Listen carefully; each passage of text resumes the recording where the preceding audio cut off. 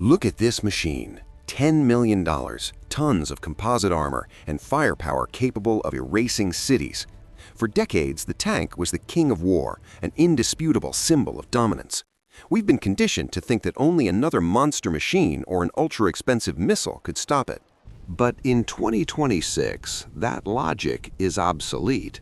Today, the battlefield hierarchy is being torn apart by a guy in a basement wearing cheap VR goggles miles from the front. In his hands, a radio controller for a $500 drone. This isn't just a tech upgrade, it's economic warfare. How did these cheap, expendable drones force the Pentagon and the Kremlin to trash their playbooks and rewrite them on the fly? Let's look at the facts. To build a single Abrams, you need massive factories, years of labor, and insane budgets. An FPV drone, however, is assembled on a workbench. Let's look at the accountant's logic. For the cost of one lost tank, you can deploy an armada of 20,000 drones. The tank has to survive every single time. The drone only has to hit once in its short life. At the start of the modern conflicts, everyone bet on ATGMs like the Javelin. But a single Javelin shot costs $100,000. Today, FPV production has hit hundreds of thousands of units a month. They miss, they get jammed, it doesn't matter. The law of large numbers is on their side. In a war of attrition, victory doesn't go to the thickest armor. It goes to whoever runs out of cheap plastic last. Why are these steel giants folding so easily? It's in their DNA. Tanks were built like nuts, designed for horizontal hits to their massive frontal plates.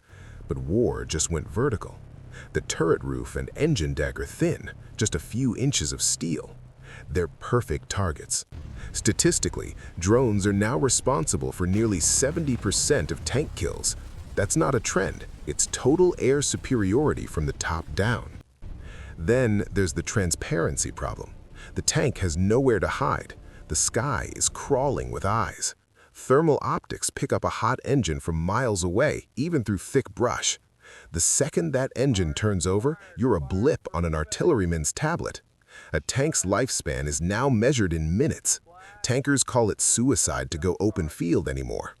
These machines have been forced into a role of static artillery, firing one shot and scurrying back into cover before the return mail arrives.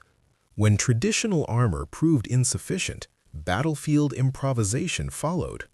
Tanks began appearing with improvised anti-drone screens and additional protective structures mounted on their turrets. At first, it looked ridiculous. In reality, it was desperation. Military analysts say the tank itself isn't finished, but its role is changing.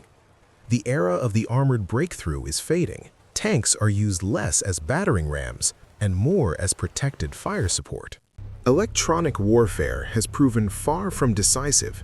It's a continuous battle as new frequencies and workarounds appear almost every week. The real game changer is machine vision. Drones that can identify a vehicle's shape no longer depend on communication signals. They can navigate autonomously, ignoring jamming altogether. On today's battlefield, digital intelligence is surpassing traditional armor. So, is the tank extinct? No, but the king has been dethroned. History loves a repeat. Once, knights in full plate were invincible, until the cheap crossbow made armor a death trap. Later, massive battleships were sent to the bottom by tiny planes that cost a fraction of the price. We're at that same crossroads today. The next-gen Abrams isn't being designed as a fist anymore. It's a mobile command hub, a sensor node that stays in the shadows, uses drone feeds to see, and strikes only when the odds are certain. It's a new symbiosis. The drone is the eyes. The tank is the executioner. Anything else is just a target. The reality is brutal. Cheap plastic kills expensive steel because it's faster, meaner, and easier to scale.